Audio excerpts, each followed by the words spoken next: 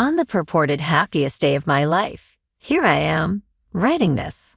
I never expected this to happen. What should have been the beginning of a fresh chapter, my wedding day, became such a whirlwind.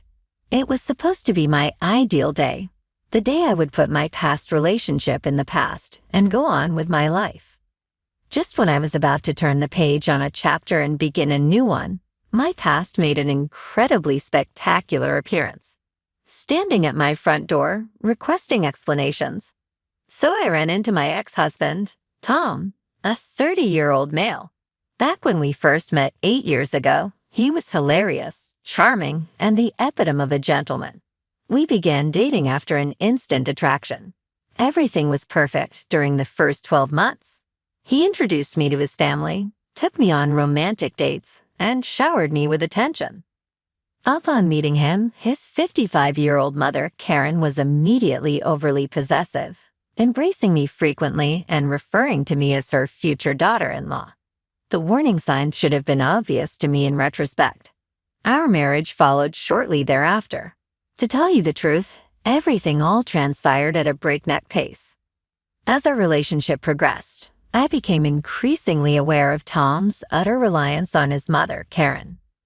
As a first impression, it didn't impress me. True, some people do form strong bonds with their parents. It wasn't only Karen to whom Tom was connected. He couldn't function without her. She appeared to enable his worst inclinations as she spoiled him and made excuses for all of his mistakes. I wanted to think it was a phase, but it was obvious that Tom was a man-child who had no plans to grow up. Tom revealed his real colors as our connection developed. When he got possessive, he would continually probe me about my whereabouts and the people I was chatting with. When I wasn't looking, he checked my phone and accused me of cheating if I even grinned at a server. Thinking he was simply insecure and in need of reassurance, I attempted to justify his actions. But things began to go apart in our relationship. A growing number of responsibilities fell on my shoulders. Tom wasted his days slacking off and barely holding on to his part-time job, while I worked tirelessly to develop a profession and a life for us. He was perpetually too exhausted to make a significant impact.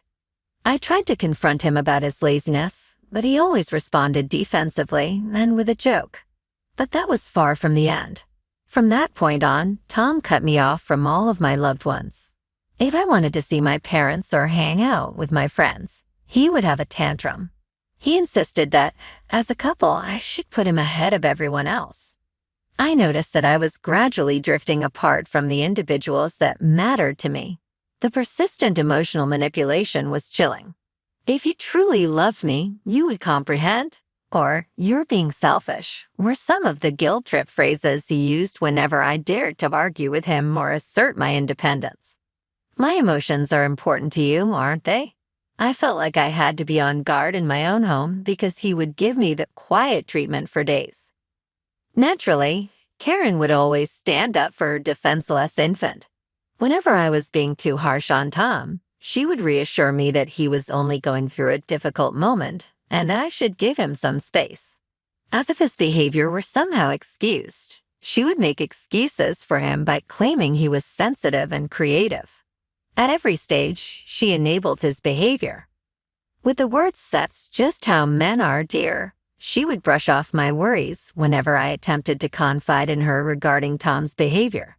"You ought to show greater empathy." She thought Tom was perfect as is, and that anyone who ventured to speak ill of him, particularly me, was his adversary. I should not have put up with this for as long as I did. Things would improve, I told myself. Tom would mature, and Karen would stop being a brat. To the contrary, the situation deteriorated further. It got intolerable when Tom's lack of drive was compounded by Karen's persistent meddling. Anytime I tried to set boundaries with Karen, she guilt-tripped me, saying I didn't understand how hard Tom had it and that I should be more supportive. The breaking point came 3 years into our relationship. I had landed a promotion at work, something I had been working toward for months. When I excitedly told Tom, instead of being happy for me, he flew into a rage. He accused me of prioritizing my career over our relationship and claimed I was trying to emasculate him by earning more money. In his fury, he threw my phone against the wall, shattering it into pieces. That was the moment I realized I couldn't do this anymore. The next day, while Tom was at work, I packed my bags and left. I blocked his number and moved in with a friend. I filed for a divorce, which, let me tell you, is a whole other story. It wasn't easy, but I knew it was necessary for my own well-being. The aftermath was brutal. Tom bombarded me with messages from different numbers, alternating between begging me to come back and threatening me. Karen showed up at my friend's place, which I still don't know how, causing a scene and demanding I give her son another chance. I had to get a restraining order against both of them. It took time, but I slowly rebuilt my life. I reconnected with friends and family, focused on my career, and started therapy to heal from the emotional trauma. 2 years after leaving Tom, I met David, 29, male. He was responsible, kind, and most importantly, he had his life together. David and I dated for a year before he proposed. Throughout our relationship, he's been nothing but understanding about my past. He encouraged me to pursue my dreams and has been my rock through the ups and downs of life. When he got down on one knee and asked me to marry him, I didn't hesitate to say yes. Everything was going smoothly with the wedding preparations until Karen showed up. Everything was perfect. The venue was beautiful, and I felt at peace as I got ready for the ceremony. The entire day had gone smoothly until I heard a loud knock on the door of my bridal suite. At first, I thought it was my maid of honor, but when the door opened, it was Karen. Seeing her standing there, looking wild-eyed and furious, was a shock. I hadn't seen her since the day I left Tom, and it was like being pulled back into a nightmare.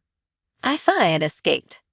Karen immediately started accusing me of ruining Tom's life, calling me a traitor.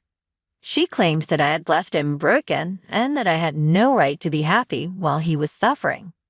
Her words were harsh and filled with the same manipulative tone I had grown so used to during my time with Tom. She blamed me for everything, insisting that I had destroyed her family by walking away without giving Tom the closure he supposedly needed. In her mind, I was still responsible for his well-being, even after all this. I was speechless. Here she was on the day of my wedding, demanding closure for her son, a man who had tormented me for years with his laziness and dishonesty. I couldn't believe the audacity. As she continued to rant, it became clear that Karen hadn't changed at all. She had that deeply unhealthy attachment to Tom, refusing to see him for what he was, an adult who had made his own choices. Instead, she saw me as the villain, and she was determined to confront me on my wedding day of all days. Her presence there felt surreal, like a bad dream. But I knew I couldn't let her ruin this moment for me. I had come too far to let Karen drag me back into the toxicity I had worked so hard to escape. I tried to calm her down and told her that she needed to leave right at that moment. But she wasn't having it. She pushed her way inside, ignoring my protests, and started ranting about how I had ruined Tom's life. How he had never been the same since I left him, and how it was all my fault. She claimed that Tom had been heartbroken for years, and that he needed closure to move on. I couldn't help but laugh at the absurdity of it all. Heartbroken? Tom had been heartbroken for years. This was the same man who had barely lifted a finger to contribute to our relationship, who had lied to me and taken advantage of me at every turn. And now, suddenly, I was supposed to feel guilty for leaving him. I didn't respond to Karen's accusations. There was no point in engaging. Instead, I picked up my phone and called the authorities. There had been a restraining order in place after I left Tom because Karen had refused to leave me alone. She had shown up at my friend's place, sent countless messages, and tried to involve herself in my life even after I had made it clear that I wanted no contact. The restraining order was necessary for my safety, and now Karen had violated it by showing up at my wedding uninvited. Once I made the call, Karen seemed to realize what was happening. Her confidence faltered, and she started backing away, trying to justify her actions. She claimed she was only there to help Tom, that he deserved closure, and that I owed it to him. But it didn't matter anymore. Karen's obsession with keeping Tom dependent on her had only resulted in more chaos, and I wasn't going to allow her to drag me into it again. The police would handle it from here. Within minutes, security showed up with the cops and escorted Karen off the property. Karen was all over the place. One moment, she was begging me to listen, and the next, she was threatening me that I would regret this. She called me a cheater, insisting that I must have been unfaithful to Tom during our marriage. She went as far as claiming that I had stolen money from them, that I had ruined Tom's life for my own selfish gain. Her accusations grew wilder and more outrageous with each passing second. At one point, she even screamed that I had been plotting this entire wedding just to spite her and Tom, as if my happiness was some kind of twisted revenge. It was a scene I couldn't have imagined in my worst nightmares. I glanced around the room and saw my new relatives, many of whom had never met Karen or Tom, watching in stunned silence. Some of them looked at me with pity, others with judgment, unsure of what to make of the chaos unfolding before them. The embarrassment washed over me in waves. This was supposed to be the happiest day of my life, and yet here I was standing in the middle of a scene so absurd that I could hardly believe it was real. Thankfully, David came to my rescue. With a calm but commanding presence, he asked everyone for their attention. He apologized for the interruption, explaining that this was an unfortunate situation with someone who had no place in our lives anymore. He quickly shifted the mood in the room. People began to focus on him rather than the spectacle of Karen being escorted out in handcuffs. In that moment, I was so grateful for his ability to protect me from further humiliation. After Karen had been removed and things started to settle down, I pulled David aside and apologized. I felt awful that this had happened on our wedding day, and that his family and friends had been subjected to this drama because of my past. But David, being the understanding man he is, didn't judge me for a second. He had known everything about Karen and Tom long before this day, and he had never once blamed me for the madness they brought into my life. He assured me that none of this was my fault, and that we would get through it together, as we always had. It was a moment of relief, knowing that I wasn't alone in facing this chaos. David's love and support hadn't wavered for a moment. Despite his reassurances, I didn't feel any emotion except anger for Karen. Over the years, she had done everything in her power to manipulate, control, and belittle me. And now, even on my wedding day, she had found a way to intrude and try to sabotage my happiness. It was clear to me that Karen would never change. She would always cling to her delusions, always try to cast me as the villain in her twisted narrative. I had enough. I decided right then and there that this was going to become a legal matter. I couldn't keep allowing her to insert herself into my life, even from a distance. The restraining order wasn't enough anymore. I needed to make sure she faced the consequences of her actions in a more permanent way. However, in the days that followed, I got some serious news from old relatives, mostly from Tom's side. They told me that Karen had been sick for a long time and had been showing signs of mental instability in recent years. They insisted that she wasn't well and that her behavior at the wedding was just another symptom of her declining mental health.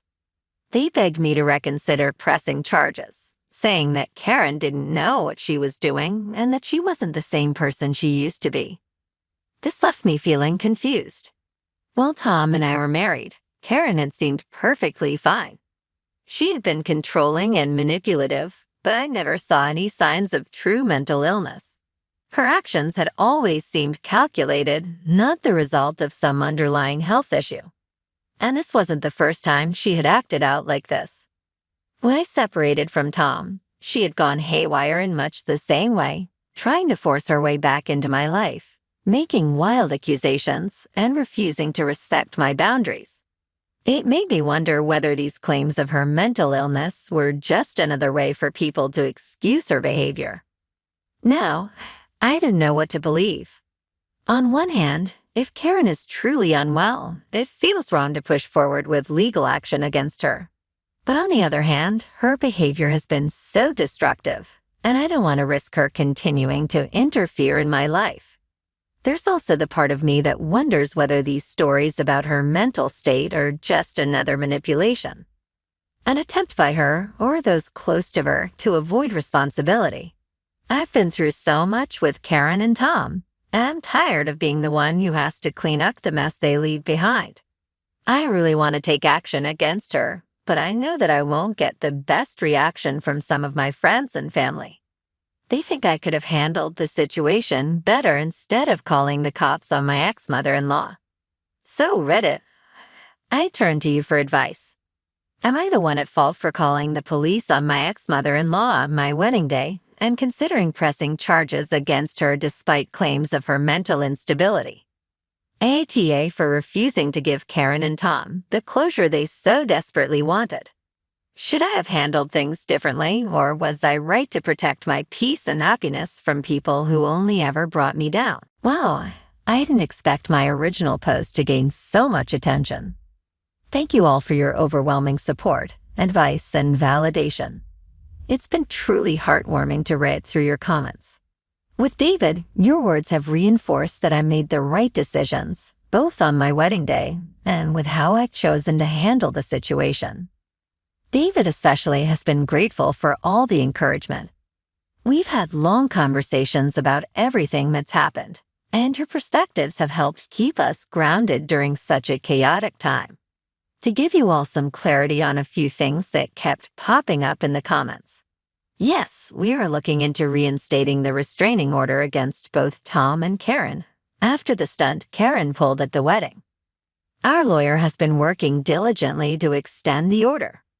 We want to ensure that there are no loopholes or chances for either of them to try something like this again. We're not taking any risks when it comes to our safety or peace of mind. Alongside that, we've increased security measures at our home and even at our workplaces. David has been absolutely amazing through all of this, supporting every precaution we've decided to take. He's been by my side through every meeting with lawyers and security experts, making sure we're doing everything we can to protect ourselves. As for Karen, yes, she was arrested after violating the restraining order at the wedding. It was a surreal moment when the police finally took her away, but it also marked the start of a legal battle I never thought I'd have to face again. She spent the night in jail and was released on bail the following day. We've decided to press charges, and there's now a court date set for next month. The entire situation is exhausting, but I know it's the right thing to do. Letting her get away with what she did would only enable her further. It's time that she faces the consequences of her actions. Many people have asked how Karen even found out about the wedding, given that we had been so careful. The answer is both frustrating and unfortunate. A distant relative, who wasn't fully aware of the situation, happened to see our wedding announcement in the local paper and mentioned it to Karen in passing. It was an innocent mistake, but it triggered this entire chain of events. We've since had a long, difficult conversation with that relative, explaining the full context of why Karen and Tom are no longer in my life. They were horrified to realize the role they played, though unintentionally, in setting this all off. They've been very apologetic since. It's a reminder of how easily information can slip out, no matter how careful you try to be. One of the most common suggestions I received was to seek therapy. I want to clarify that I've been in therapy for quite some time now, ever since I left Tom. It has been one of the most valuable tools in my healing process, helping me work through the trauma of that relationship and everything that came after. It's given me a space to unpack the emotional abuse I endured, and it's helped me regain my sense of self-worth. Continuing therapy is definitely part of my plan as we navigate this next chapter. Now, for a small but important update on what's happened since the wedding. The very next day, as David and I were preparing to leave for our honeymoon, we received an unexpected and alarming call from my parents. Apparently, Tom had shown up at their house out of the blue. He was demanding to know where I was, slurring his words and clearly intoxicated. When my parents refused to give him any information, things escalated quickly. Tom became aggressive and belligerent, yelling at them and even trying to force his way into their home. My parents, who have always been incredibly patient and supportive, were left with no choice but to call the police to have him removed from the property. Hearing this left me shaken. I had cut off all communication with Tom years ago, but this was the first time he had ever taken such a direct and hostile step toward my family. It was terrifying to think about how desperate and unpredictable he had become. This incident only strengthened our resolve to keep our distance and continue with the actions we've taken. We've now postponed our honeymoon, choosing instead to focus on making sure that we are secure, safe, and fully protected from any further incidents. Tom's appearance at my parents' house was a wake-up call that the situation with him isn't over yet, and we need to remain vigilant. Despite all of this, there have been some good things in the aftermath of the wedding. The outpouring of support from our friends, family, and even people I hadn't been close with in years has been overwhelming. It's been incredibly touching to see how many people have rallied around us, offering kind words, help, and reassurance. It's moments like these that make me grateful for the community I have around me now. These are the people I almost lost when I was with Tom, the ones who were pushed away by Karen's manipulations and Tom's emotional abuse. Having them in my life now, especially during this difficult time, has been a reminder of how far I've come and how much I've gained since walking away from that toxic relationship. David and I are taking things one day at a time. We're determined not to let Tom or Karen's actions overshadow our happiness or derail the life we've worked so hard to build. We're focusing on each other, on the life we're creating together, and on keeping ourselves safe from their influence. There's still a long road ahead, especially with the upcoming court case, but we're ready to face whatever comes next together. I'll update you all again if there are any significant developments. In the meantime, thank you again for your continued support. It truly means the world to us. Update 2. I never imagined I'd be back here so soon with another update, but the past few days have been nothing short of a whirlwind. What unfolded has been both dramatic and emotionally draining, but it's also given me clarity in ways I didn't expect. It all started 2 days ago when I received a call from an unknown number. Typically, I wouldn't have answered, especially given the events that recently took place, but something compelled me to pick up. On the other end of the line was Karen, hysterical and barely coherent. Through her frantic sobs, I managed to piece together what had happened over the past few days since the wedding. Tom had apparently spiraled into a deep depression. According to Karen, he had been drinking excessively, locking himself in his apartment, and refusing any attempts at contact. Karen, deeply worried about her son's state of mind, had taken to checking on him daily, desperate to pull him out of the darkness. The situation escalated on the day Karen called me. She had gone to Tom's apartment and found him unconscious on the floor, surrounded by empty liquor bottles and several prescription pill containers. Panic-stricken, she called an ambulance, and Tom was rushed to the hospital. The doctors were able to stabilize him, but his condition remained critical. Karen was calling me to beg for my help. She insisted that Tom needed me, that I was the only one who could bring him back from the brink. She pleaded with me to come to the hospital, claiming that my presence might give Tom the will to recover. It was as if she believed I held some magical power to fix what had been broken for so long. I was stunned, completely blindsided by her desperation. My instinct to help collided with the harsh reality that this was not my responsibility anymore. The guilt that she had once used to manipulate me crept up, but this time I wasn't going to let it overwhelm me. I knew I needed to protect myself, and I knew that this was yet another attempt by Karen to pull me back into the toxic cycle I had fought so hard to escape. After a long conversation with David and my therapist, I made the incredibly difficult decision to go to the hospital. Not for Tom and not for Karen, but for myself.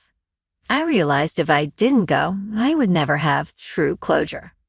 This wasn't about saving Tom. It was about closing that chapter of my life on my own terms, once and for all. When I arrived at the hospital, the scene was chaotic. Karen was pacing frantically in the waiting room, her eyes swollen and bloodshot from crying. The moment she saw me, she rushed over, clearly expecting some kind of emotional reunion. But I maintained my distance. I had to. My presence there was for my own healing, not for some sort of apology or reconciliation. As I stood there, I felt a strange calm wash over me. For years, Karen and Tom had pulled me into their emotional games, expecting me to fix things that were never mine to fix. But now, looking at Karen, I knew that this was the end of that. I made it clear that my presence didn't mean that we were suddenly all okay. I was there to let her know, once and for all, that I was done with their drama. Tom's current state was tragic, yes, but it wasn't my responsibility to pick up the pieces. What caught me off guard was Karen's reaction. She didn't lash out or beg further. Instead, she crumbled into a chair and began sobbing uncontrollably in a way I had never seen before. There was something so raw about her grief that, for a moment, I questioned whether I had misjudged her all along. But I quickly reminded myself that Karen's tears had often been used to manipulate, to play the victim in situations where she wasn't. So I kept my distance. Once she collected herself, Karen revealed something that surprised me. Her husband, Joseph, was divorcing her. It seemed almost inevitable, given how long their marriage had endured the strain of Tom's issues and Karen's manipulations. In all honesty, I had always admired Joseph. He was quiet, composed, and the polar opposite of Karen and Tom. But my respect for him had dwindled over the years because, despite his calm demeanor, he never intervened when I was suffering. He allowed Karen and Tom to manipulate and torment me. Standing silently, Karen seemed more devastated by the divorce than by Tom's condition. Perhaps that was because Joseph had always been the stable force holding her life together. Now that stability was gone, and while part of me felt a twinge of sympathy, I quickly reminded myself that this was the result of Karen's own choices. She had enabled Tom, defending him and lashing out at anyone who threatened her delusion of their perfect family. Her husband's departure was just another consequence of that. As I stood there listening to Karen, I realized how far I'd come. I no longer felt the need to fix their problems or mend their broken lives. It wasn't my burden to carry, and I wasn't going to let myself be pulled back in.